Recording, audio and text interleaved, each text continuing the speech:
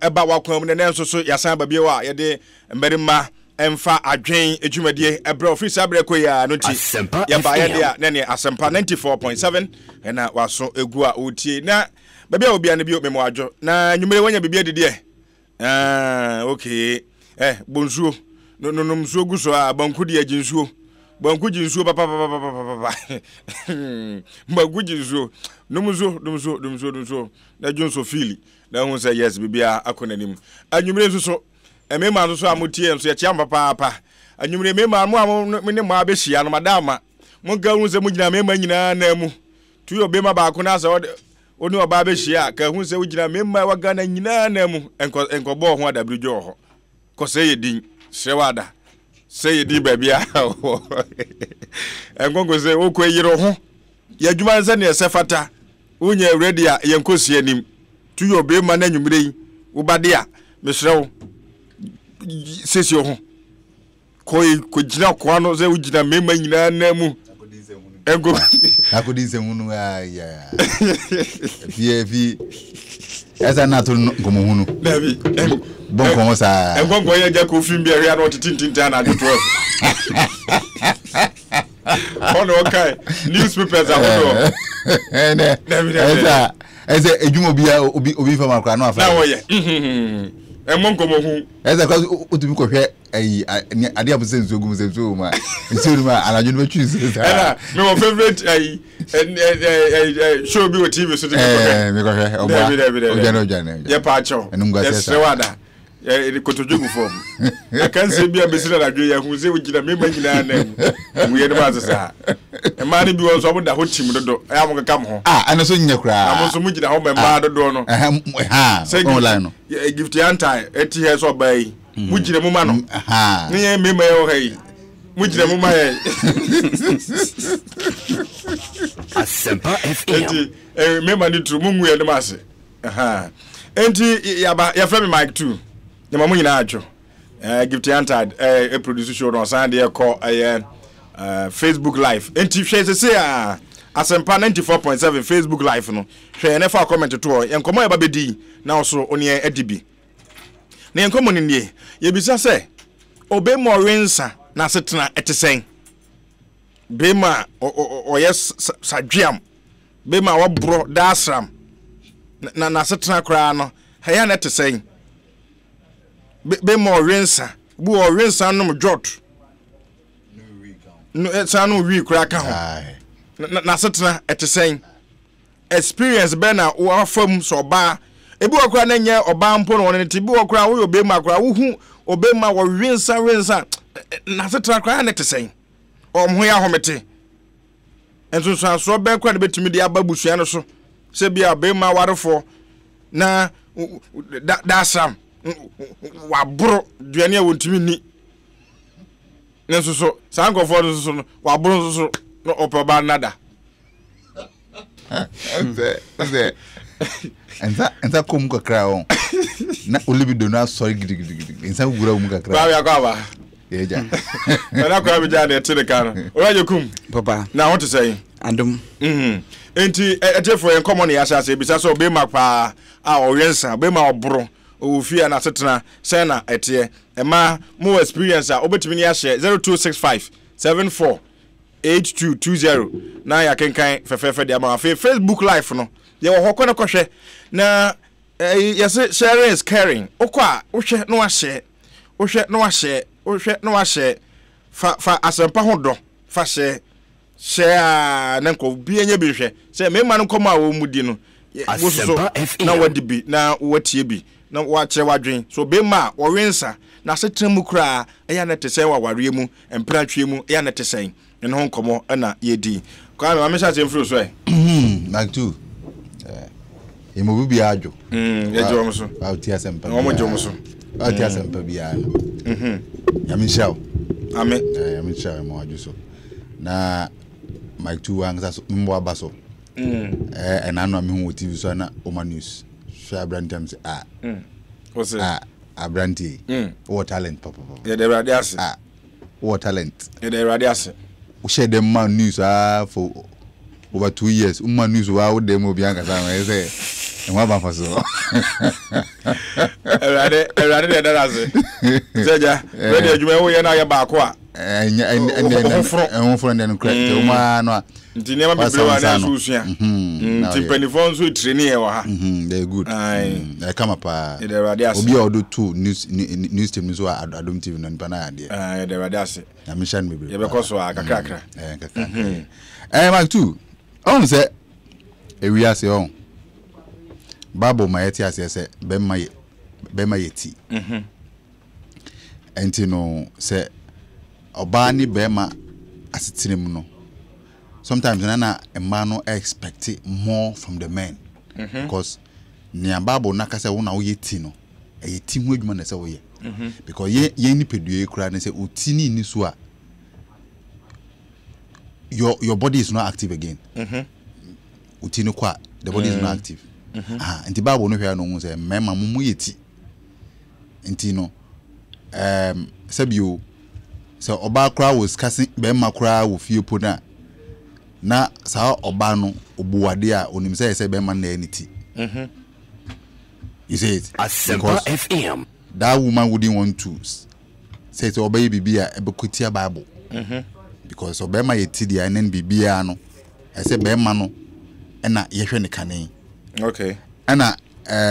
empenimfu so ebu baby say oba totuo kura atwebe madam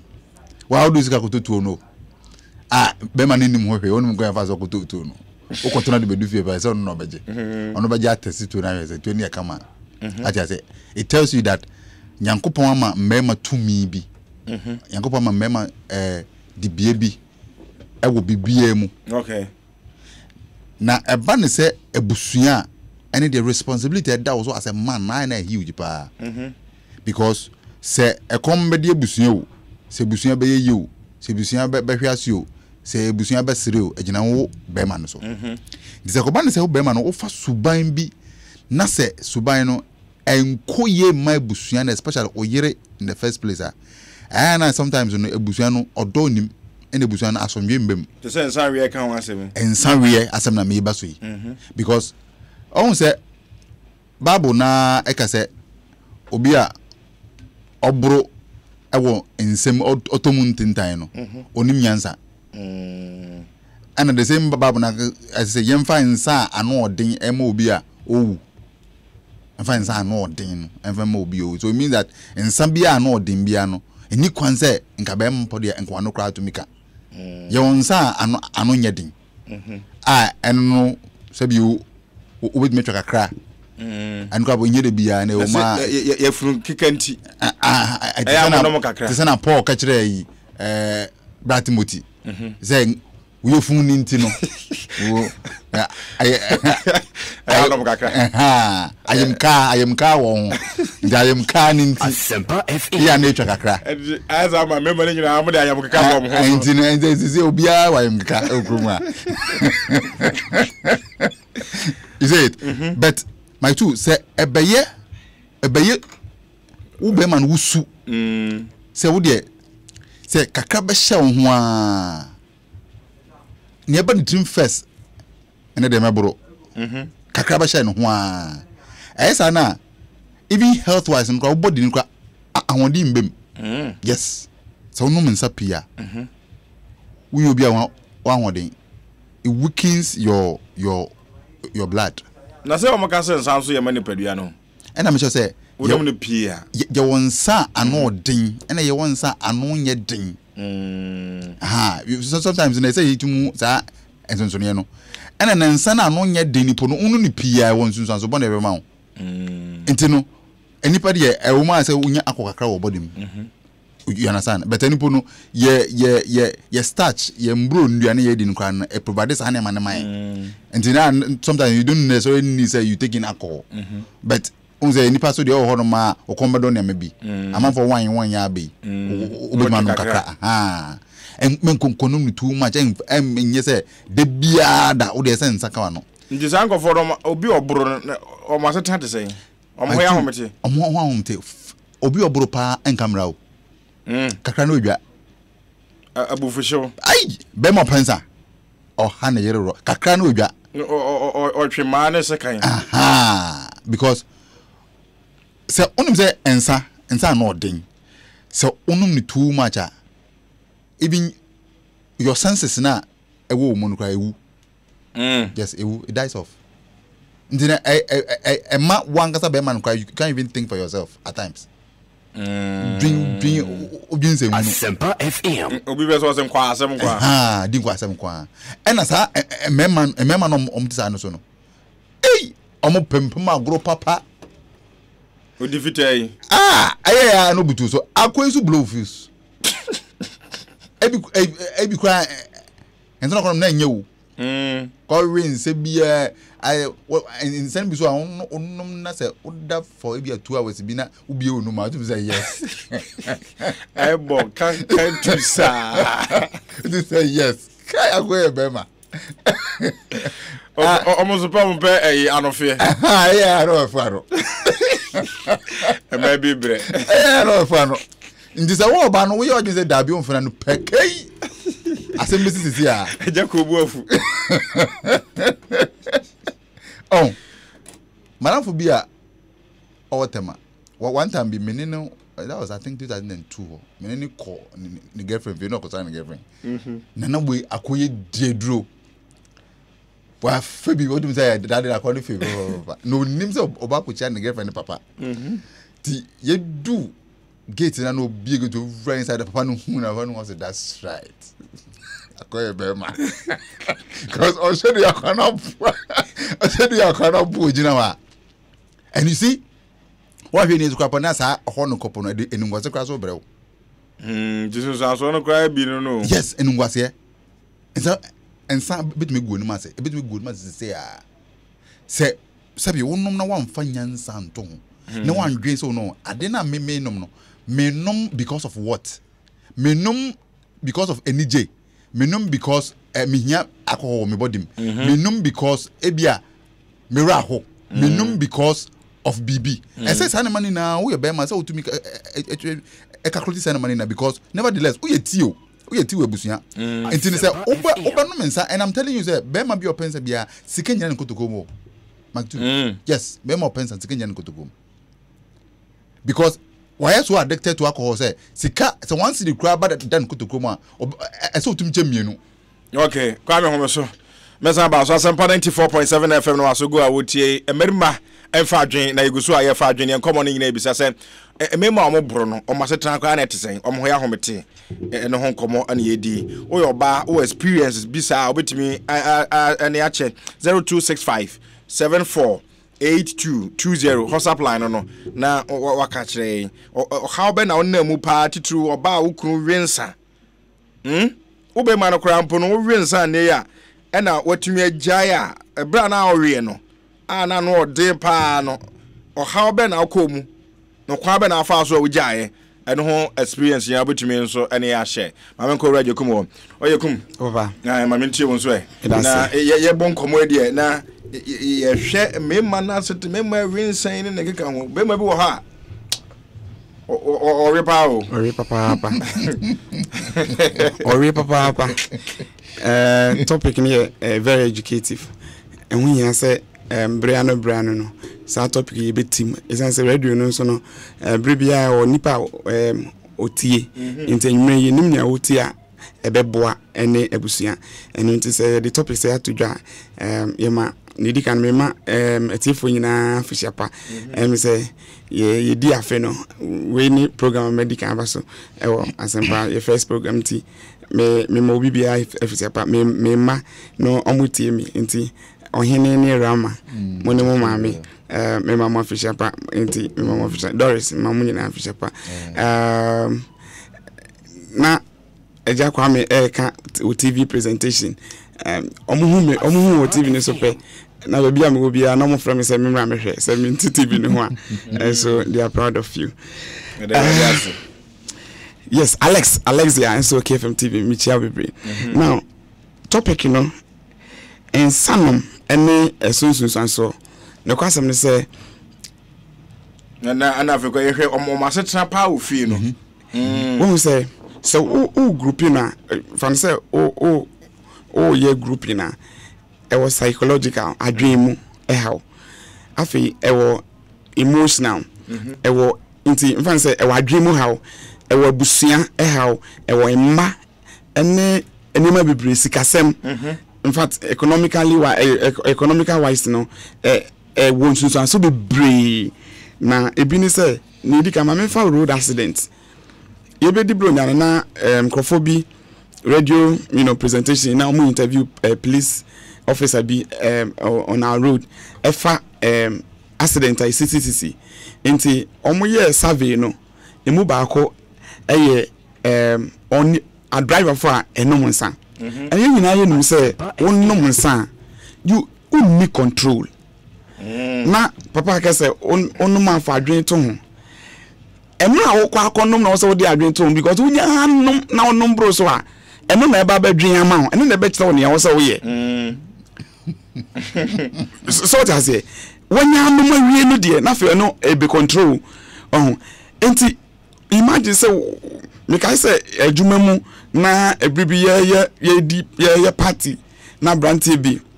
no ahwere ni nua ba ene niam bi nti ofa oyawde no ho one of the causes no ena onum nsa ne ye de abrochire nsan bi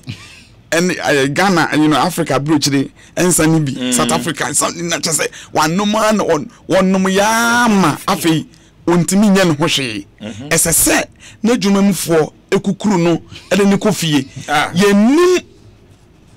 yenim ba bia wote they say me ba say anam abenum sa abro tama obede no me fie do me ba but enya obia na no ye adwuma onim fie o say bisa na ye kofie na yire nso kwa asori a ye nsha asomade yibi sabi odi ne huni memre da sorry for yibi na ye di ni kunu abre no eye ferie pa. In fact, if you want a branch and a bedroom, or say, on nums a biom, and miadum, in pain for say, a foot on such a nipa, a do baby a real answer, a boa papa. It is a woman, son. Number one, a ma, what dream no, ulusu control. And see, only yena, ebe basa, ye fro sadriam, not just say, wa brabo yena ye. I yet think tone,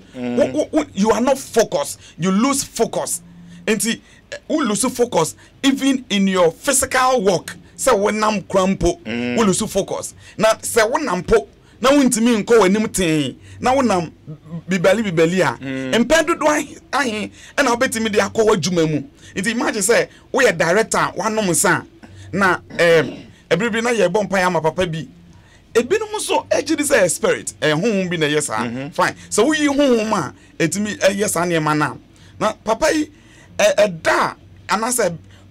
oko ya presentation say bia adwuma mu na ono so na chief executive a baby e ko bia ya presentation da owo presentation no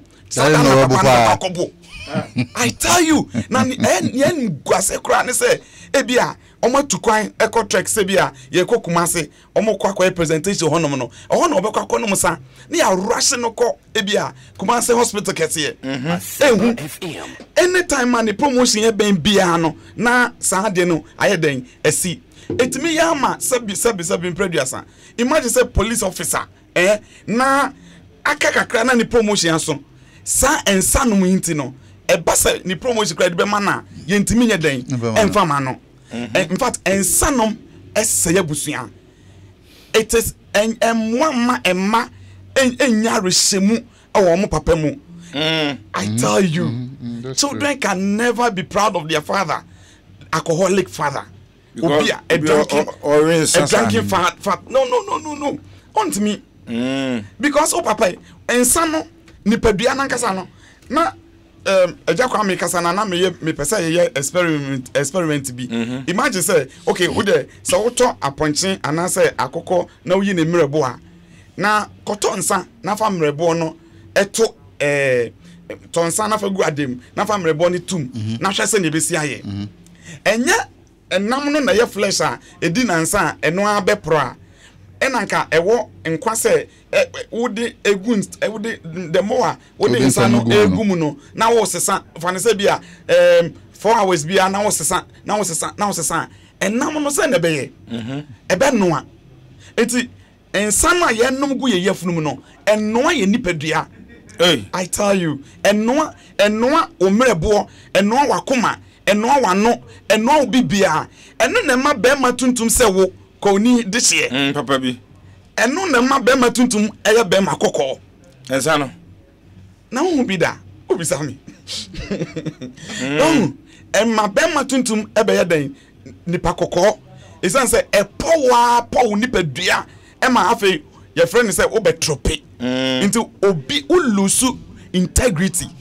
na onipa nso onipa mudie nyina eye ne friend integrity na oye krachini na walusu integrity ensanom ema ede yare te cancer diabetes ni mu nyina no eye den ede ba once a while na se busuya hia na wo ka bia hwe bibi kitu bia eno kra na ye de obuo bi ma ebusuya no kra ka se wo de kakakra hwe but wo de obakwakonom na age usika enti wo nom nsa no na danfo enso ye loto twa enti obakwakwotwa loto minim se loto no so eboa as and when but obeda kra na watimi asua loto no na wahu na watimi akoye wo mu ani now what I say enti ensa no no our team or a group of enti at the loto traba na fe at the your friend is saying at the cigarette smoking so ayeden and so eka ho now emna wo twa loto na wo smoky na wo nom no so unko a wo nom nsa no da obi bia wo nom nsa bia e wa yemye because obosama ni je ho omutim omre enti I tell you chef omota to no ni ayeye nom no mpo hwe ne bo na wakwakoje saa to akese yi na unko a wo chama obi bro anajubia metua ni nyina na ode eba sanso let me tell you one thing bar attendants no omo amotonsa no wonim se onfa obuo kura mawo na omo kura no bebre na timi bu kura two bottles kura so dem for I tell you eja ombebu sisi ya odi watam na odi uyire no matom odi uyire atam na oma na wasan edidi wabusu anyina atam se ukọ drinking spotter kasa ensanom ade ba ko so esa de ba ede kasa ginjan ena eden eba nipa brabo enti esan hwe efie mu kura mpa at home no the difficulties ya abusuane famu no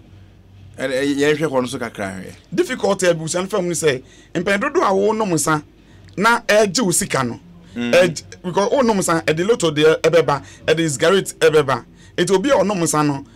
makambi e obabim sa hanso a me say ne more mu bon ne sen e bon me we de men kan sabio it ne more bon ne sen bon anana num so bon ne bottom so bon ebi okra obi wa tum say ne sen ontwi enti wo yesu so enti adesua ben e na wo ma ebesua afi wo nchen oburu nti bebre kwa nware o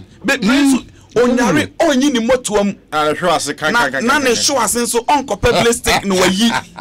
na ne hwe ase no enwi no ayet se ne efi ni ne maniama biafra abobon chirewa na boje se achinchim enti emma wonye presentable oma cannot be eba sakra ne dressing crampo enye fe o appearance enye fe o yire enye proud na papa ka say sankofo no so epesisi mubuo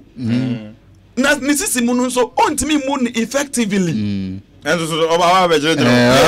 ayesa eso bian obian se tutu a orin nam ana orin nam yentin o twini say ya it no ontimi ntwini ye Asempa 94.7 FM Mmarima Mfa Adwene Jumadi na waso go a wotie ya frame mic 2 obetimi ahwe live for Asempa 94.7 Facebook live here na ohwe so ana wa share ohwe na wa share ha nti ko na ya tima o say obi a wo body na setra de pa o sanko for na setra de it's very difficult to live with such men yapa and afri Christo dia Boateng also free Oxford UK ono so e de no nti fa comment ne to ye be kenkan bebre na ye ba no so e de amount fa comment ne to tew na ye kenkan fefe emfama it is sa be mai se o sika ono na oma mekan sa mpacho sa de asan ono no ye den se kwan papa onya oba ho kwan ha e kwan papa da ho no ye ma no papa no odi to yes it is insanity. Yes, insanity. Oba no kro ma won fa hunsuo. Won say so bad do. Ono kra pe hunsuo agunu. No we proud. O ma won fa sensuo no megunu mu o. Obe mo aye kro so kwose condom. Kwose condom bi. Afi wo yenso nani eda baabi. O be pena ekisi no. Nani eda baabi na wo ye wade bi. Enti ye na kọ. Omo na ma ne bu omo keke no. An ade be che no aye ha. Omo ni di nso so obi o rensa bebre na ni di eno ka ho na ye bebre ni o o se tie ensa no ene na omo mo rensa bebre na so ni di na o ye mu so twakuru ena me che se o se ensa no onnom ni too much it start block intestines no nti ma eduane ntumi mfem nti o ti atreba ko pe no amen because wo ensuru na ewo yem no esisi nti entumi o ba hwa o mo pensa bebre na pe ase openkwan wo say ndie ensuo nti na ne de onum kakra okay but say something solid obedi obemme no oti atreba kwa o say o de ma me ntumi ndibim but sa ni pana so obejan sanom na se nema yo okay na so man o man aduane otumi di ni kama pa sa ni pana yes 3 months no I can say yeah obo so fi I can say kama because induane no hinya nutrient o hinya fi aduane mu no nya ena because obi bi sa se ade na aya na so for ne ka se ensa nom nye ensu bi nso ka se ya frunti ya nom kakra no ti o se ya nom kakra o aha nti no enka se numa na to mintintan I think as also for be anywhere now when you say ensa nom in Bible no so say a bit subjective ensa nom one of the few topics I saw for treaty was sorry. Can't the topic say yefunu kikenti. No, they don't lay emphasis there. Now imagine say multimedia. They don't lay emphasis there because they could lay emphasis. I saw for the baburu pa. Yes, for the I saw the man on Barians apparently no uncle lay emphasis na. It's you know. Now imagine say multimedia see a dinner. Once a annual program maybe yeah the wine eno kra no ensa na eguguma wodo yeah eguguma wodo ensa ne ku nipa ne raw no appetition side no why na enoma brochire nsa papa bi wine ya to ne din red wine na obenoma a bottle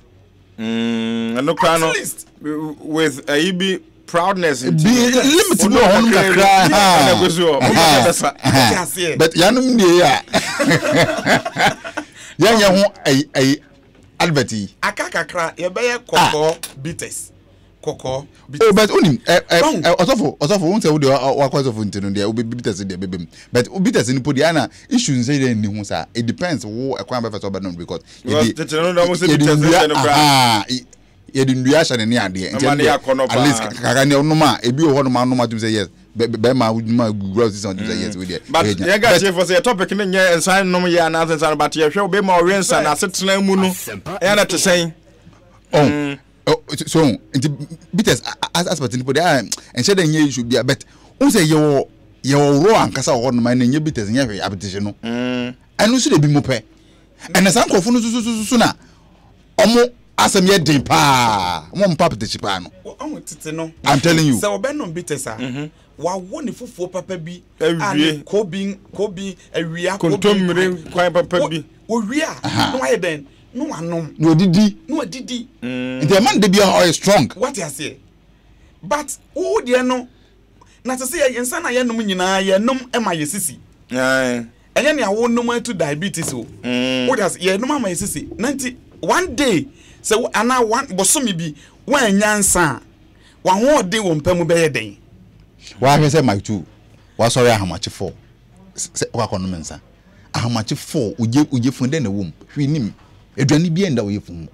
na wa pon duma And just imagine how much for one nom nsa no dinner ewura we intestine mu straight.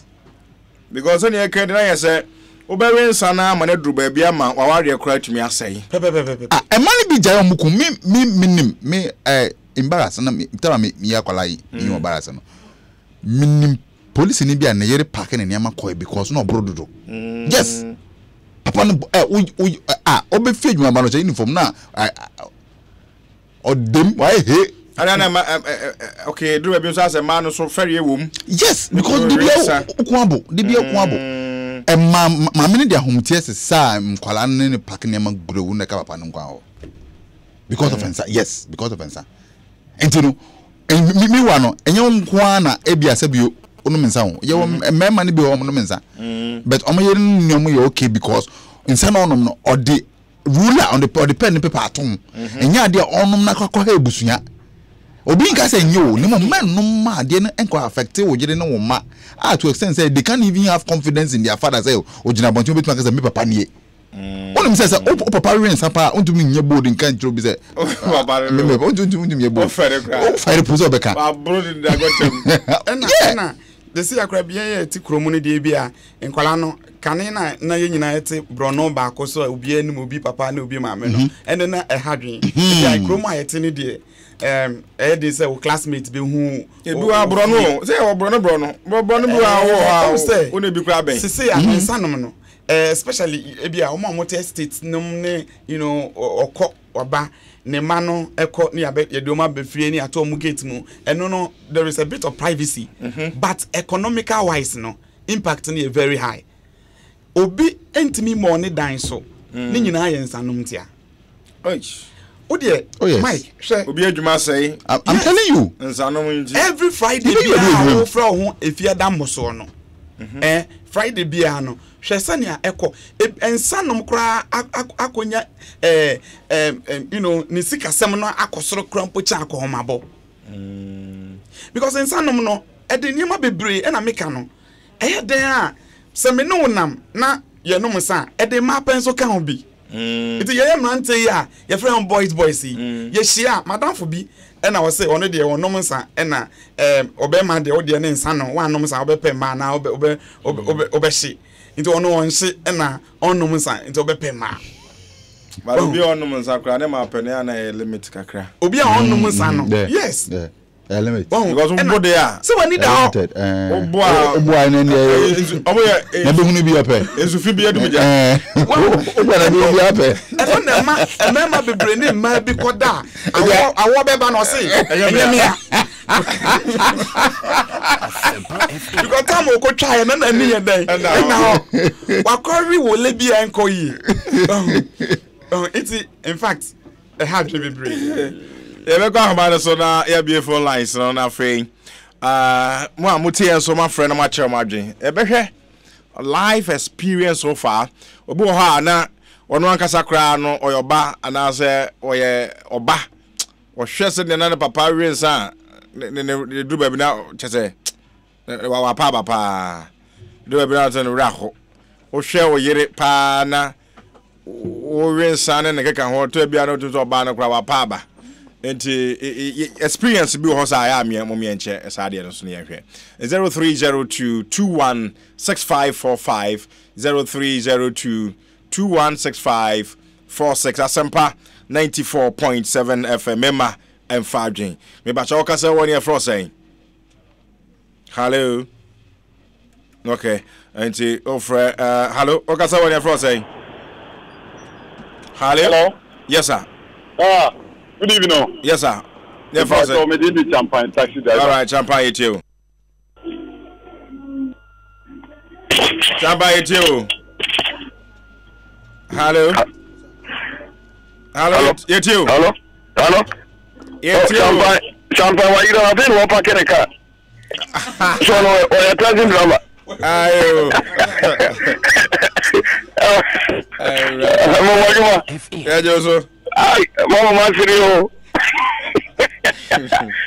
Oya kana pomra ndibe bro mutini ya fujini. Ninyi anyage papa o. Ensapa din homo fuizano. Ana obi so anu mama na nazi atata eno ze evidence what you guarantee o be ko so ye won ensa no ne ye wo ensa project wu kan obi o bo efie bi ye yi o a ye nje champion do o bi o nyina o bi o ma no ze e wa ye draya ongoy ti ye tutum pata eni ne ma o nyina akọ wo wu ada ho in fact ni ka bi o ma ko sa ti bi o mo na no yeti tabi ti ncha asita kama annom san se ekunu ye na yi kure ni busumi in fact e su bamboni ade bi abonsam e de tretinipa enti me de me ka kwanza ade we de me enko honkura to bebu edidi o se de o anyantua eno anu na ko jande se be ye suban o de anu be so kwa no anya bi anu ma wa ya wo nidi nti en ka so kura ni en ka za de na enye yempa ma ya brabum kura adure edi ya numa edidi o kodroso kone koto adura numa obedidi na wa ye fresh wa ye kese kama inya ibudidi na di asemo no bye well as a Asempa 94.7 FM no asugo awutie Mmarima Mfa Adwene de ni 0302 216545 and after 0302 216546 me ba talk asa one from say Mike Mienu. Yes sir. FM ko fa Asempa. Okay. Go for it. I was na me bo abaso ni ejuma pa ni my na ejiri mo kan ya so na wo kan na kule oh me bla peni kan se e de ya fa apetisi gumle bo no se ukun abo an so no o de ya fa apetisi gum na se de wi ti sa me ko ye ma nti e mo no boys no yesra ma mo hu ya mo bona mo nja na ni mo nyam emla Paul anka se yefan ye no mo let me to you fu na ye na ya na o kire na adin se ne nemo ni de mo kasa ye fi ni zana na fa ya ma obi a sa bible ensan o bible mo anka se ye ina na ye no ndi o ma ye hwe ho ni ti na da wase all right go fine me da se pia Asempa 94.7 FM 0302 216545 and after 0302 216546 Mmarima Mfa Adwene me ba talk asa one for say because if someone your friend Okromansa it you yo nyankopon enhia mu yi power sa topic amodi abai esan say edi ni pa bebre nya yankasa me kasa mra na menye kristo ni no na me femu kakra na asane na onye ba ko na eka say na obi pe ensa na ono ankasa aso wi ya oboya amdi no kodifie na ade achi no ka say menum biu no sa incidents no me hu bi pe na nyankopon chade mensa eka kristo no me am sakra no bitumi se bibia ye kama so be ferade na o ferade nso a na fa ni ya e be den pasa wo sabeka wa no beka ensa sanse se wade nyina ho kwan na enya ni nyina ne fata ye won wa se appetition ye mono don komi ana se any advert e wo radio so na so se na manfo jiga e wo ho no eya na medwire ho amenti afi ni nyina ye go therefore bu nsem ya eno ye sa ntia futu awuru a eba e wo fidie so anyimre no esre woni anum ne se adwebro won fa omuma kristo na mba ne sa da bo that's all right yes so that's it Asempa 94.7 FM 0302 216545 Mmarima Mfa Adwene ejumade no asogo a wotie ne ebisa se Mmarima erinsa omo bronsa aware mu asetra mu empratwe mu omasetra na tesai e ba toka sa woni efro sai akuntaju yo yetiu champa tasu ga na akunta yo akunta mamemfo afidie su no menti akunta wode mpa cho me boba akukunu mami na akunta ade bi ko me nu ka se me airport si akunta ade bi ko so airport anya me ti enka no kwenye mamemfo tu Asempa FM ni mu na mpanifo ntu wana ma akunta umzezi ano ube airport so ube sini pa kura se park wo unko pa park kura na ya force was ko car park ni atwa we am 10 series akonta omode bi ayi mi ya me ko si obi pa ni pa ma na mo me ko airport inside na me ko no o ma ji 10 series asabi ni pa ko ska ko ma fa no ko 10 series o ma ji 10 series nti ekoso airport a mesi ba se nipa e kasa airport asi obi kita VAT ade bebre bu afu sa ade nti na sabi nipa no onko car park yesi tinja de bi se information de ma ne se yesi sisi ano yesi taxi drivers bi ya fruiting driver bi o muti o 1990 airport no mo sisi an penny for the authority abase esi aka bia sa ukwa arrive an kwa de a ene ko car park ne news ka nti nyoma ekoso airport no ibi unko park ko car park ra ho na kofa na ye twa ticket ma ho sisi an ekoso no nti mpacho Asempa be omuntu wana mo o ba tuja mi tio mo a akunta me kwa asam no so a ne tinse akunta insanu de to be frank akunta no say ade ba kwa mosu we fi ni say e ma no so bebre tu o so pensa ho akunta ma no bebre o mo pensa akunta o ka say maybe na ye ko madam fu bi fi na ye ti dem na o mu ye fi TV na advert bi a o mu ye ena me wan say madam fu no wife ka say advert we dia koma wo ena madam fu say koma mi say we dia say so ko pebi na we week wo enti edu me bia e ma ne bi wo so mo force me bia sabi ye ton sem bia si bi to ye onu ma obetimi ni oba da ne ade e bia o modern bokura wo dem ko so ani oye kwa tu push say koto we grow e bia na koto nza we bi num ne sane a o mpaso agro na ebe so ani nti ma ne bi so ha akunta na me nka no kro mo push me ma no me jumpa me to e bia ensam dia be num mu dia bai bebre wa mi ni ma bebre so mo so pensan ye fa na nye se bia obema o yide be push santi na ogudi akiri yes na man of abande masa o ka o fast as mutin ko akunta o be waja mo ade man of abande mo de e ban sem pe ma brother si do o mo anka o tizinu so a 2 hours 3 hours enso bi o ho de nya me di ma no enye sa na ti nti no me se nua no me ba no se masa obi a so mo wani da ho na tu no me yi no so unum nsa so be nsa we am so a o so ono o be ja o oja se mi ama mi se mada